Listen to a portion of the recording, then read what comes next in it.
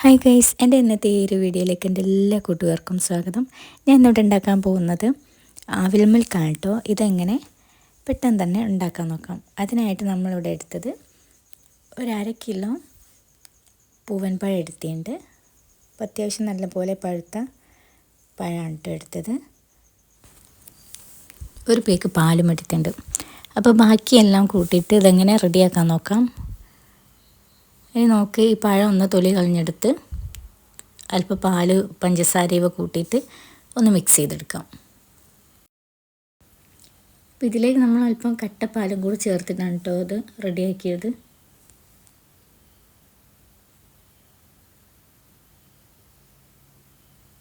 പഞ്ചസാര ആവശ്യത്തിന് ഇട്ട് കൊടുക്കാം.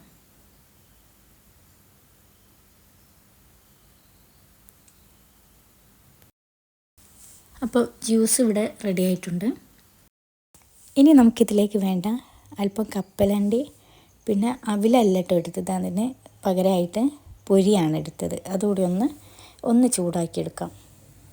ഇനി ഇതെങ്ങനെ മൊത്തമായിട്ട് എങ്ങനെ റെഡിയാക്കാമെന്ന് നോക്കാം. അതിനായിട്ട് 2 ഗ്ലാസ് എടുത്തിട്ട് അതിലേക്ക് ആദ്യം തന്നെ നമ്മൾ എന്ത് ചെയ്യുക, കപ്പലണ്ടി ഈ പൊരിയും അല്പം ഇട്ട് കൊടുക്കാം. ഇനി അതിലേക്ക് അല്പം ടൂട്ടി ഫ്രൂട്ട് ഉണ്ടല്ലോ, അത് അല്പം 2 ഗ്ലാസ്സിലേക്ക് ഇട്ട് കൊടുക്കാം.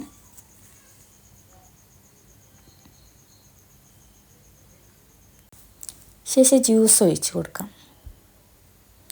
2 ഗ്ലാസ്സിലും ഒരേപോലെ ഒഴിച്ച് കൊടുക്കാം. അപ്പോൾ 2 ഗ്ലാസ്സിലും ഒരേപോലെ ഇത് ഒഴിച്ച് കൊടുത്ത ശേഷം അതിൻ്റെ മേലിലേക്ക് നമ്മൾ റെഡിയാക്കി വെച്ച പൊരി കപ്പലണ്ടി ഉണ്ടല്ലോ, അത് അല്പം ഇട്ട് കൊടുക്കാം. ശേഷം ഐസ്ക്രീം ചേർക്കാം. വാനില ഐസ്ക്രീമാണ് കേട്ടോ നമ്മൾ എടുത്തത്. 2ലും ഒരേപോലെ ഇട്ട് കൊടുക്കാം.